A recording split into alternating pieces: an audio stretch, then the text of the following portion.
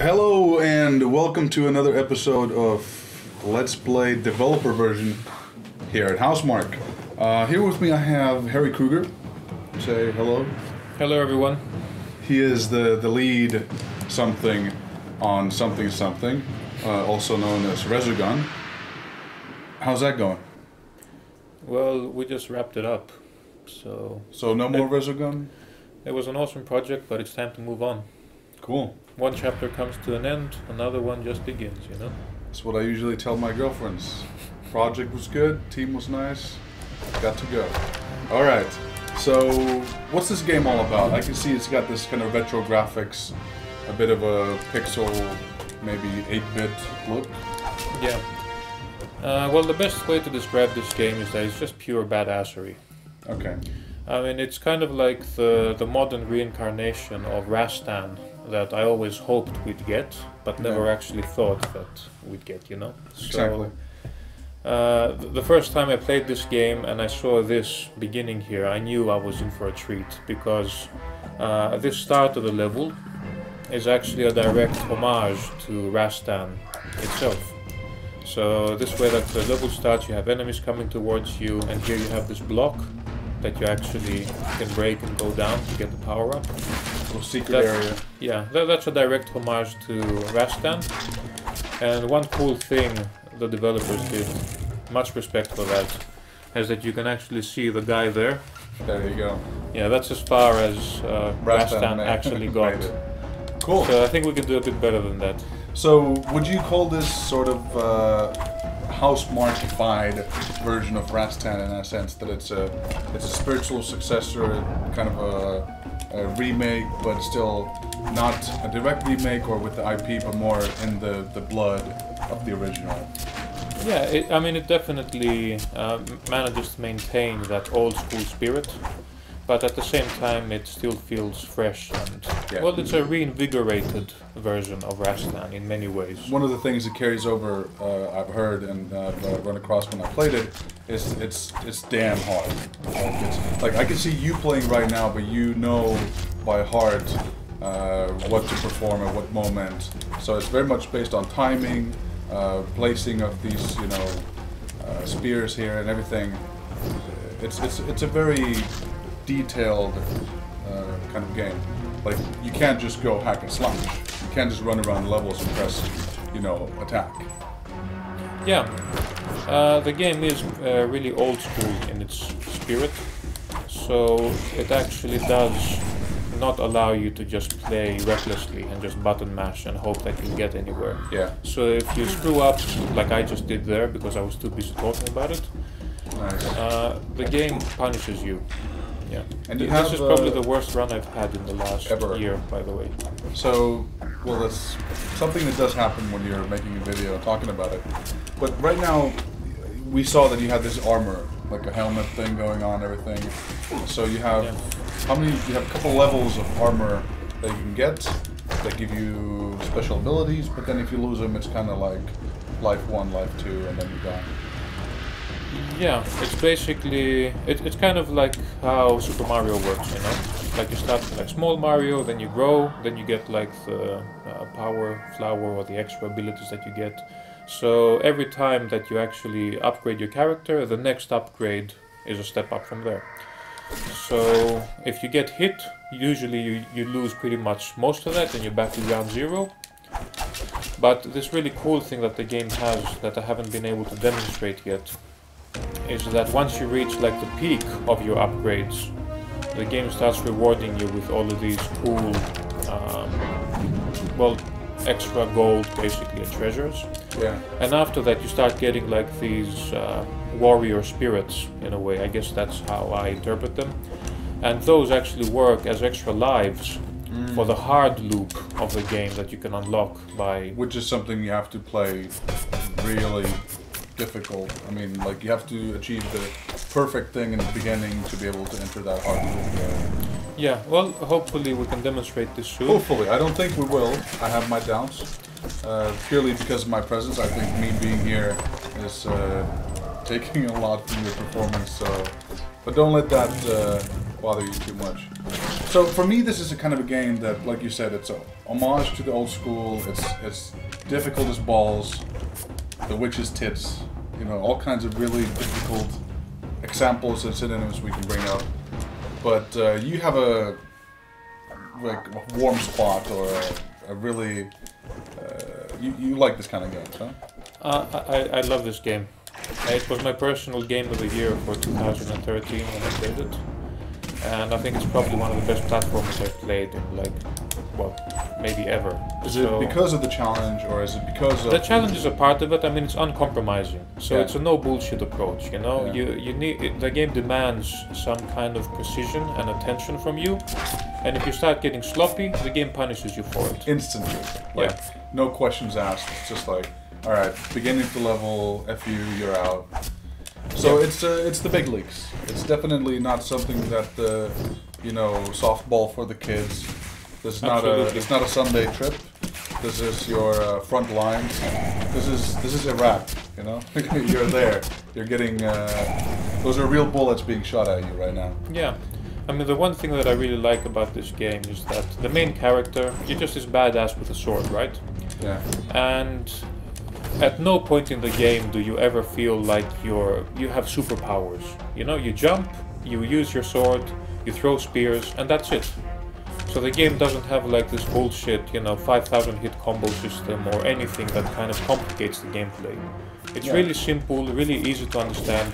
So it's like crouch, jump, attack, hold, attack, hold, you know. Or is there another button that we're missing? Well, there's also roll, so that's if you press down and jump. Yeah, right on. But yeah, the thing is that with this really simple moveset, and through creating really clear and well-designed challenges, the game allows you to feel in control and like a total badass when you pull something off. We're getting the badass thing, alright? So we got that down.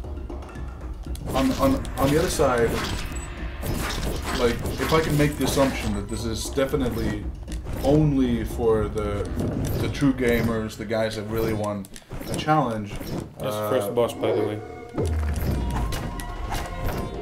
And you have to kind of use that shield, right? Okay, so but it's definitely something that's not for everybody. Like, can we agree on that? Absolutely. I mean, I can see this game being a bit divisive because it kind of has that love-hate appeal, you know? What do you do with the coins? Do you collect? Can you buy some shit, or what's the point? No, I guess it's just like your score. So the better you do, the more gold you collect, and so here you have your private stash, obviously. This is where you come, you know... This is like the hub in between levels, you know? It's a crib. Come to make food for my bitches. You know. Yeah, and I just noticed that I actually screwed up because I didn't get any of those warrior souls in the first level. So therefore you can't enter So therefore I can't enter the second, like, hard level. Shit. You know what? Let's not worry about that too much. I think we're off to a good start here. If it would have been me playing, we'd still be in the first screen, because the mechanic, the checkpoint system in this game is fairly ruthless also. So everything in the game is just bad. In my opinion, bad. Because from a casual gamer's perspective, it's all punishment. Like, the rewards are very insignificant compared to the... Well, okay, let's just say this. If you're a really good player, you put your time into it, I'm sure it rewards you. But if you don't have that to give, then it's not going to reward you at all. Yeah, well, it requires a certain level of investment from you. That much is absolutely certain. But the rewards you can reap from this are not some superficial, like, you know, here's a digital cookie and enjoy it. Virtual. Like, all the satisfaction that I get from this game comes purely from pulling off these masterful kind of combos and just, you know, gracefully going through the level, not getting hit. It allows for those kind of cool moments, you know, where you feel totally in control. You can only enjoy yourself. Unless you're making a video like this, and then you can show it off a little bit to others. Yeah, I mean, it's kind of, you know, gameplay is not really what's happening on screen. It's what's happening inside the player's head, you know? So it's kind of like this personal experience. Maybe it's not the most impressive game to look at. Maybe if you just see someone like running through it, you're like, what's the big deal about? But if you're playing this, and you're overcoming these challenges bit by bit, just learning. It's a personal accomplishment. It's a huge accomplishment, yeah. what do you feel about? Okay, because you said it's not maybe the most prettiest thing to look at. Do you have a specific opinion about the art style or something they've decided to go here with? Well, personally, I do really like the way that this game looks.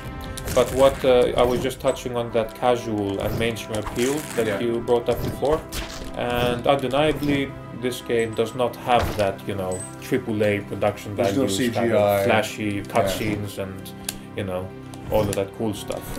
You know, that being said, pixel art has a big part in modern games, so it's not, you know, off on its own. It's clearly representation of a lot of games. One thing that comes to my mind is Shovel Knight. Also, Meat Boy has a similar aesthetic to it. So I think, you know, this sort of 8-bit, 16-bit games, the visual styles have, of course, come back. So it's not like we can't just brush that off as being, you know, shitty style. It's more reminiscent of what the old days used to be. On top of that, do you have an opinion about the music and the sound design, or how's the atmosphere of this game? Is it really... What happened? Yeah, was that a special attack, or did you Yeah, die? you have like this, it's kind of like a smart bomb in a way, or like a shield. Yeah. So while you're carrying that, if you get hit, it kind of shoots this 8-direction attack that kills everything. So it sort of rescues you, but you also know that you failed something. Exactly. But yeah, the music and the sounds and everything, is it just something you could have seen on the NES or the SNES, or...? Well, at least the sounds being used clearly aren't that retro, so it does go a bit for this symphonic kind of epic soundtrack at times. I think my favorite soundtrack is probably from level 4, which is like the lava themed level, and there's a bit of a Basil Polydourius influences there as well. I have no a bit idea of what Conan. you just said, but A bit of Conan. Conan, okay. So Conan the Barbarian, Schwarzenegger, Yeah, Red good stuff. Sonja, Yeah, exactly. this kind of epic fantasy world type. Yeah. Okay, cool. Yeah, so this game is out on Steam, and there's a certain kind of community who embraced it. It also was one of the Xbox Live Arcade Games of the Month for 2014, so it was on Xbox One as a free game of sorts, which to me was a weird decision to launch a fairly new console with a very, very hardcore title like this. And it's something that definitely is not the Halo generation. It's not Call of Duty gamer type thing. So I think, you know, I've been reading some of the comments online, and people are, you know, the basic comments like, why are you putting this bullshit? I can't even play it. And, you know, it's really the fact that you bring it to a major audience like that is good because it's getting exposure. But then again, you know that exposure is going to have the dark side to it, because a lot of people who try it are not going to be able to invest the initial amount into it, and maybe they don't, from the beginning, they don't really see the potential of the payback that it's going to have. Yeah, I think it's not, in my opinion, it's not that much about the time that you have to invest in something. It's just what you find enjoyment in. Like for me, I find a lot more enjoyment in, for example, failing in this game, overcoming the challenges, and repeating the same thing over and over. So you can play this for hours. I've put over like 30 hours into this on Steam, and it's kind of like my go-to game when I just want to play something quickly. I usually just once CC it and get like the proper ending that we're not going to get now. Yeah. And it's just really satisfying. Did it take you a long time, or like, what's the learning curve? Well, it's pretty steep. The thing is that you have these are the normal levels that we're playing now, and once you master those, then you kind of learn to gain access to the hard, the difficult path in a way. The real kind of set of levels, yeah. So there's plenty of content here. If you like 2D platforming, there's definitely a lot to sink your teeth into here, and a lot to come back to. Do you have any other games you can kind of refer to, other than Rastan, that come to mind when playing this? Well, Rastan is probably the clearest influence I can think of. But I guess it just has that arcade appeal, you know, like Ghouls and Ghosts is another thing that comes to mind. Xanderslina. That was it was very unforgiving. Yeah. And you had the similar armor system, and I call it ghouls and goblins. I guess there's like there's Ghosts and Goblins, which was the first game, Ghosts and then and Ghouls and Ghosts is kind of like a sequel. In a way, kind of a sequel. Yeah. There you go. Okay. Well, I mean, to be honest, I only tried this game, and right now we're playing on my account, so that's why you're getting these, you know, achievements, Steam things there on the bottom. But it's still, it's an acquired taste. Absolutely. It's like raw fish is becoming more popular. Maybe indie games are becoming like the sushi of the future. Who knows? Definitely something to check out. I think Volgarr The Viking is representing something that Housemarque very much stands for, what you stand for, what you'd like to see in games more of, and it's got a little bit of the same mentality as what Resogun brings. Yeah, you know, it's kind of interesting because about a year before this came out, I remember playing Rastan on our arcade cabinet. Yeah. And I was there with Harry, our creative director, and I remember just saying to him like, "Damn, I would really like to like make a modern version of this game." And then a few months later, I see this. So there you have it. I mean, if it wasn't for this game, there's a slight chance that Housemarque would have remade, or you know, Housemarque made Rastan. So, man, you suck. That's just what kind of bullshit are you trying to bring here? I'm trying, you're trying man, to but represent you're just our distracting me. I know, but that's my job. That's what I do. They pay me for that. But you can't even hold it together for, you know, one level. Well, I actually did get to the hard loop now, actually, that I was talking about before. So basically, if you play the game with the normal level flow, you get a set of 5-6 levels that are of, you know, moderate difficulty. But then if you choose the other branch, you basically get alternate versions of those same. So this is not the hard. This is the hard version of this. At no point did it tell you that this is not the hard. I don't think. I thought I was following this. Did it tell me? Like, did it give like indication? Now entering the hard mode. No. The one thing I really like about this game is that everything from the title screen to the end credits are done entirely in game. Yeah. So there's no bullshit menus, there's no cutscenes. How the hell did you know that crow was gonna fly? Because you opened the chest or what? No, well, that's what that enemy does, and that's something that you learn after the first few times. It just slams right into your face, you know? So you kind of need to learn the hard way. It's about the most frustrating thing ever. For me, I think it's a pretty clear way to just create a sense of progress for the player as well, because it's easy to memorize. It is, you fuck it up once, you're like, okay, so that's what it does. Then the next time you feel like you're one-upping the game. Easy, I would say easy is something where in FPSs now you can't die. You just regenerate health. So if this would be easy, something you remember is like, you get a hit, you blink red for a little while, and then you're back in the game and no problems. But here it's like, alright, sorry buddy, beginning of the level it is. So... yeah, well, it is unforgiving. Yeah. And it basically teaches you to play responsibly. So, remember kids, play responsibly. Yeah. So if I start just mashing buttons and be like, oh, I just want to cut through these zombies and whatever, the game is going to tell me in a very harsh way that you're doing it wrong. Yeah. And that's something I respect, because, you know, game design is all about setting those constraints and creating that clear intention. There is no confusion about what you have to do in the game. It's just really hard to do it.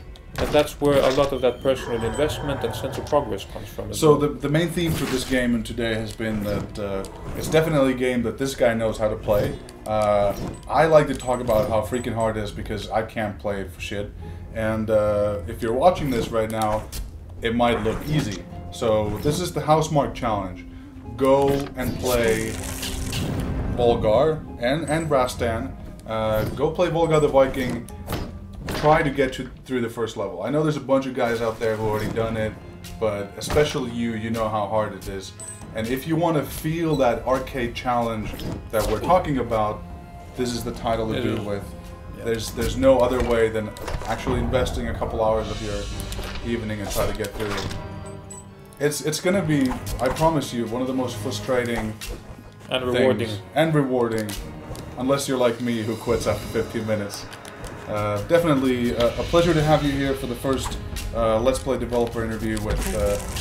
Man, you just keep sucking. I apologize for my lackluster performance.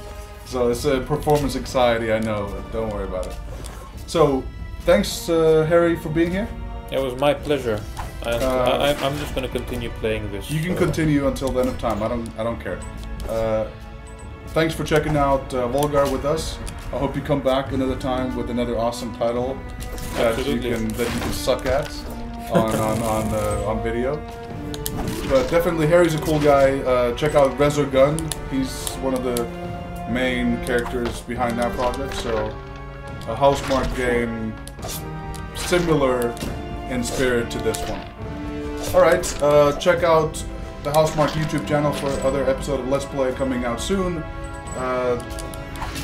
Happy 2015, everybody. We're here and we're still gonna be here next time. Take care. See you guys. Oh! Yeah. Damn! So, I remember that too. very cinematic. Exactly, it was like...